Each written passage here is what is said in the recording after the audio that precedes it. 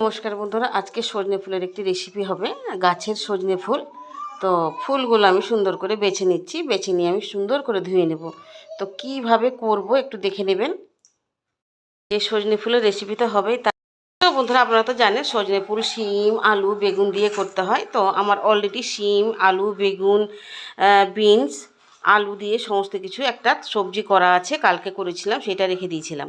আমার আগের দিন মাশরুম করেছিলাম, সেই মাশরুমটাও রয়ে গেছে। তো এই সবগুলো দিয়ে সজনে ফুলটা আজকে ঘাটা ঘন্ট করে নেব।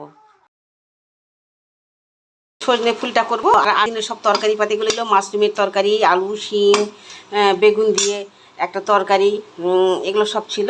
তো আমি এটা গরম করে নিয়েছি, একদম শুকনো শুকনো করে নিয়েছি। এবারে এর উপরে আমি সজনে ফুলগুলো দিয়ে দেব। মোবাইলটা হ্যাং হচ্ছে মনে হচ্ছে, মাঝে মাঝে আটকে যাচ্ছে কেন বুঝতে পারছি না। তো যাই হোক, সজনে ফুলটা দিয়ে দিলাম। এবারে দেখুন নাড়াচাড়া করব।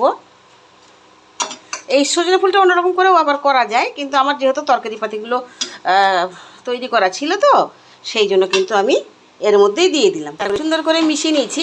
তো এটা কিন্তু খুব সুন্দর লাগবে খেতে, ঠিক আছে। আমার যদি এই সব তরকারি পাতিগুলো তৈরি না থাকতো, তাহলে কিন্তু আমাকে কিন্তু আবারও কিন্তু বেগুন শিম টিম দিয়ে নতুন করে করতে হতো। যেহেতু আমার করা ছিল, ওই জন্য কিন্তু মিশিয়ে দিয়েছি বন্ধুরা। খেতে কিন্তু খুব সুস্বাদু হয়। আর একটা কথা বলি, আপনারা পারলে একটু চিনি মেশাবেন। আমি কিন্তু চিনি মিশাই না, কোনো তরকারিতে আমি চিনি দিই না। তো বন্ধুরা, আমার কিন্তু সজনে ফুলটা হয়ে গেছে।